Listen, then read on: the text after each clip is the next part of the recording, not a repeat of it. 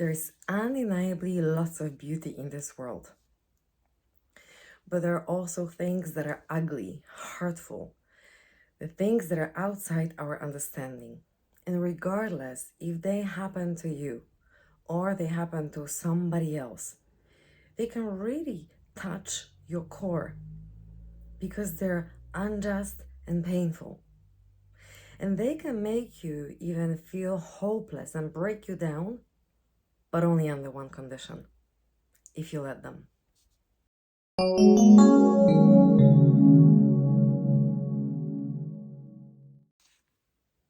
From this video, you are going to find out what you can do so that all these things do not paralyze you, do not break you down. And this is regardless if we talk about global crisis, or if we talk about national conflicts, or if we talk about our problems with our relatives, or in the romantic relationships. The level of your peace of mind depend on who you give the control to. So today you're getting from me 4 powerful questions that will help you to tap back into your inner peace, to take charge over your life. All these questions concern control. Let's go if you're ready. The 4 questions that I will tell you when to use them. Use them especially if you feel down and if you feel that your life is in someone else's hands. This is the time to use them. And like I said, they're applicable in really many different situations. Actually, in all the situations in your life. And the inspiration to these questions, it came from my direct experience. It came from working with my clients, and it also came from other people's work. Here, I would refer you to the control questions and the whole book of Tim Galloway, The Inner Game of Work. So who this book is for? It's for anybody interested in their personal development, but also for you if you influence, or if part of your job or your life mission is to support others in their personal development. First of all, control on its own is neither good nor bad. It all depends how you are going to use it. It's like with a knife, right? You can stab somebody, so that's the bad use of this of this tool, but you can also use it to cut your food and prepare amazing, delicious dinner for the people you love. The question number 1 you should ask yourself in any given situation is, what can I control here? What can I control? And before I give you the answer, before I tell you how I see this, I'm going to invite you to stop this video for a moment and think for yourself. How do you see what your answer is? And then you can watch the video further. I assume you came back. So let's go. What is it that I can control in any given situation? First of all, I can control my thoughts. I can control my attitude. I can control my perspective. I can control my behavior. I can control my beliefs. These are the things that I can control. But let's get into more detail. Let's dig it a bit further. What does that mean that I can control my attitude? I can control the level of anger that I'm going to show in a conversation with somebody. I can control whether I am nice and kind to people. I can control how much I gossip, how much envy I have, how much judgmental I am. I can control my behavior, like if I smile often, or if I have a grin on my face, or I can control whether how I invest my time. I can control who I speak to and what I speak about. I can control how attentive I am to somebody's words. I can control what my response will be to someone else's behavior. I can control the atmosphere that I'm creating around me. I can control my understanding of my values and my needs. I can control how much I try to understand the needs and priorities of other people. I can control what I feed myself with. So, yes, it means what kind of food I'm eating, how I look after my body, how I look after my mental health, and what I feed myself with when it comes to my mental health. Do I feed myself with bad news all the time? Justifying that I want to stay informed? I can still be in control of what I talk about with my friends, what kind of friends I'm choosing, how I invest my time, my money. These are the things that I can control. Now, and then when it comes to the thoughts, right, this is important. I can control how much time I'm spending on regretting the past and how much time I'm spending on thinking about worrying about the future, and how much time I'm spending in the present moment, being aware of what's happening. These are all the things that you are in control of. That's not little, that's actually a lot, right? Now, let's ask the second powerful question. What is it that you cannot control here in any situation? And again, if you want to, I invite you to stop the video here and think about your answer.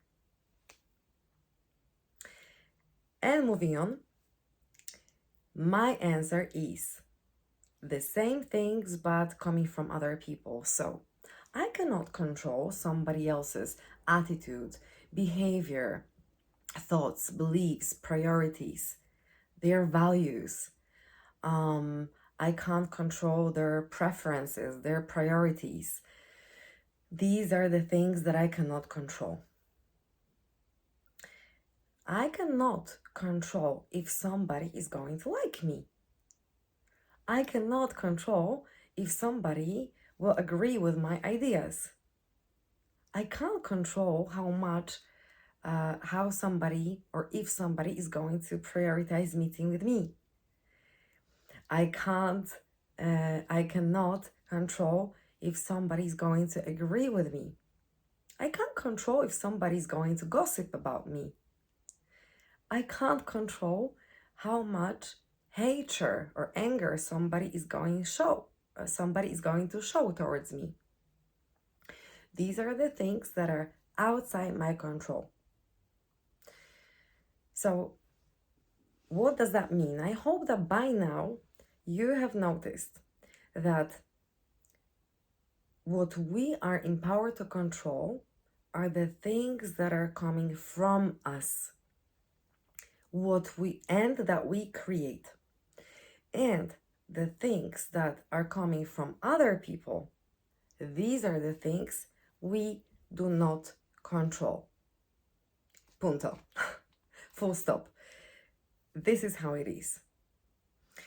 And now two things before we move on to two further questions. If it happened that you experience anger that you experience sorrow, that you experience fear. So if you experience the emotions that happen, that were evoked in you, the favor you can do yourself is the acceptance. Please mind, acceptance, it does not equal being passive.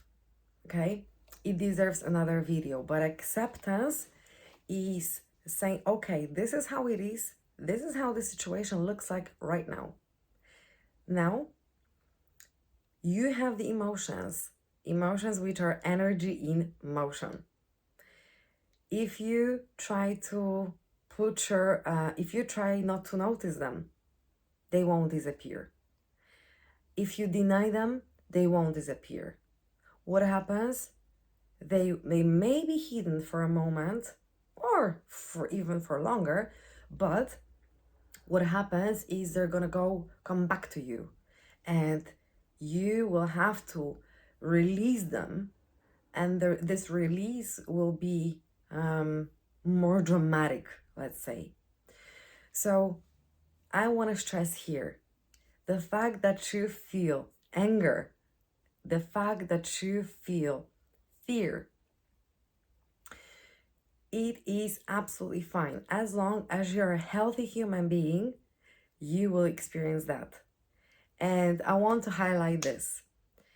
Many people who are on the spiritual path, the development path, misunderstand this. They think that if we are on a high level of consciousness, we're not going to experience emotions. No, this is false, okay? And I want you to remember this. This is false. As long as you're here and you're a healthy human being on this planet Earth, no matter of your level of consciousness, you will experience different emotions. What can you do to let them go? First of all, acknowledge, like we said, I acknowledge that they are within me. I want to feel them. I want to feel the pain that they cause. It's okay. I want to feel the anger.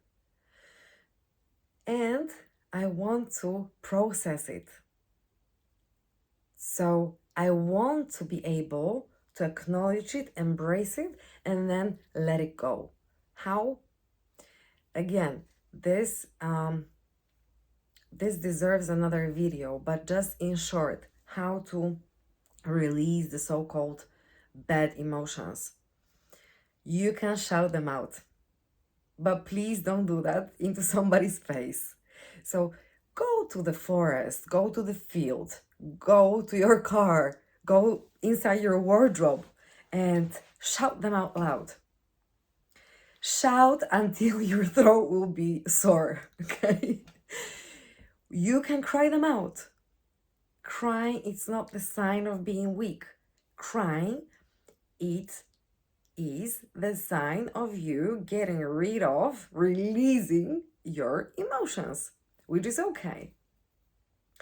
You can go and do something physical, go jogging or running, go and ride a bike, go and do some boxing, whichever really your preferences are, but something physical. This is what you are empowered to do all the time, no matter where the emotions came from. You are empowered to process them, acknowledge, process, and let them go so that they don't stay inside and build up. You can also swear them out. What I mean by that is write all the swearings that come to your mind right now and on the piece of paper, and then you can tear it up and throw it away. After you've released the emotions in a healthy way, I'm offering you 2 more questions. Now you're ready. So don't ask yourself these two questions when you are inside this emotion, or I should say another way, when these emotions are still very present within you. First, accept, process, feel, let them go, release them, and then ask yourself two questions. Again, it doesn't matter if we talk about the things that concern the whole society or the things that concern your world, the world around you, direct environment. Ask yourself, what have I been trying to control until now? And hopefully, if you are honest with yourself about it, you will discover that you started to control the things that were outside your control. Maybe you started to control others people development. Maybe you started to control other people. You were trying to control other people's actions. Maybe you were trying to control other people's speed of learning. Maybe you're trying to control somebody's level of kindness or level of aggression towards you, or level of openness to you. Maybe you're trying to control if somebody likes you or not, or if they prioritize you. So now shift your focus towards what you can control and what you are going to control in the future.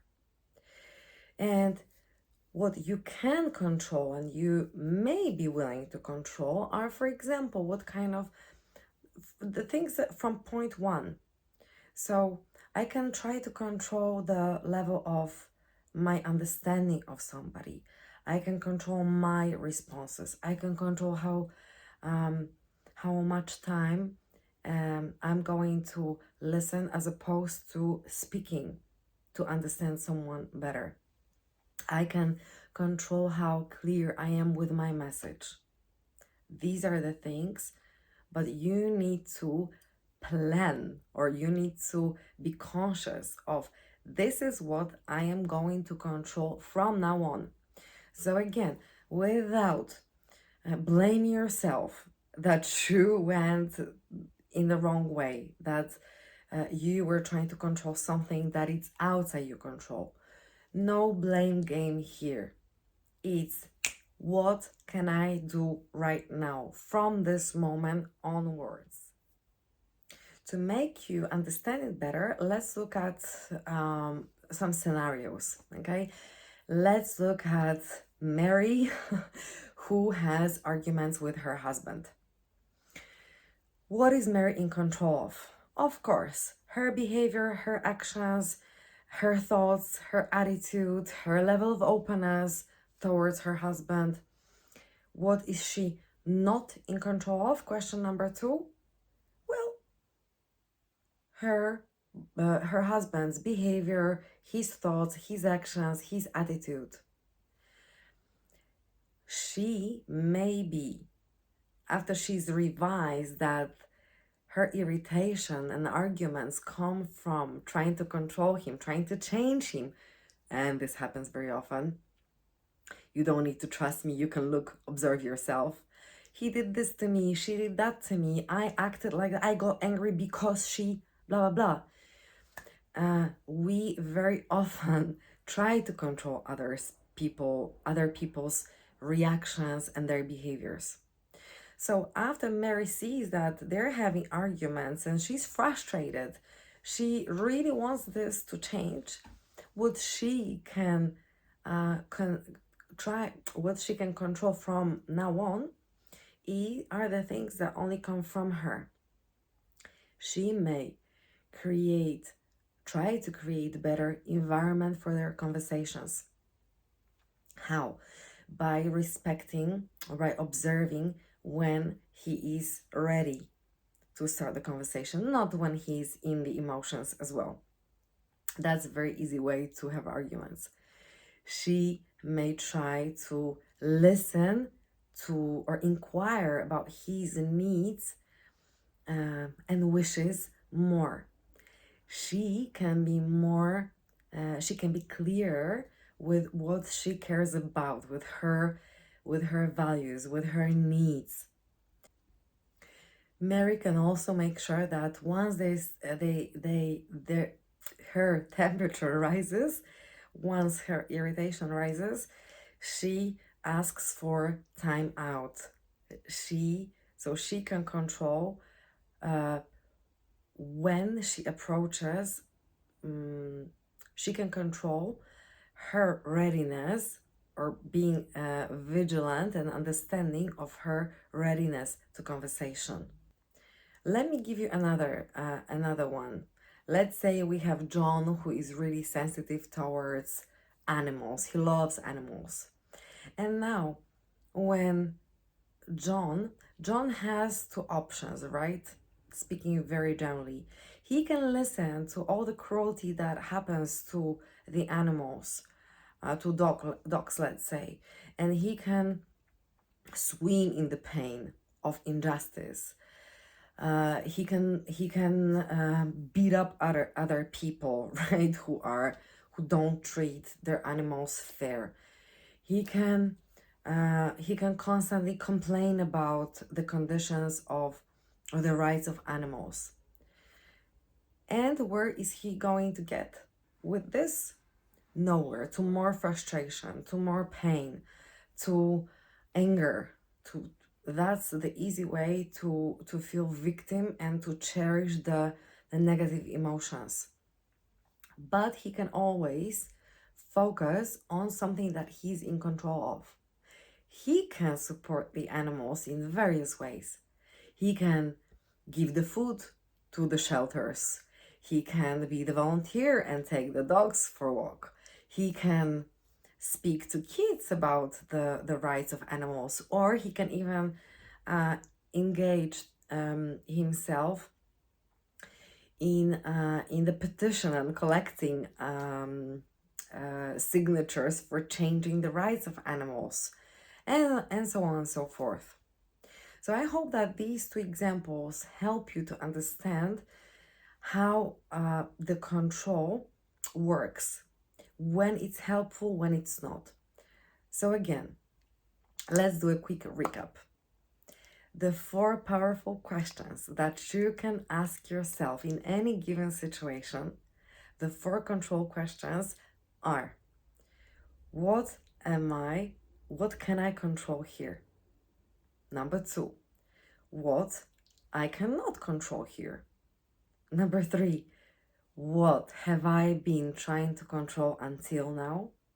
And number 4, most important, what am I going to control from now on?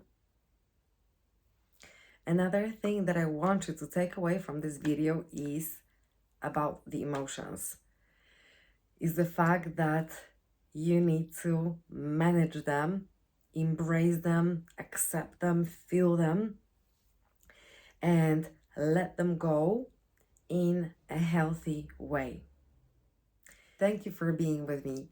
If this video was helpful to you, please share it with people who you care about, who you think may benefit from this knowledge, who need 4 control questions. And if you want to stay updated with the content that I put here on the Academy of Development, please subscribe and tick this bell to stay updated anytime I upload new content. I'm also looking forward to your comments, to your thoughts, to any questions that you may have under this video. Until the next, take care of yourself and control only what you can, and let go of the rest. Thank you.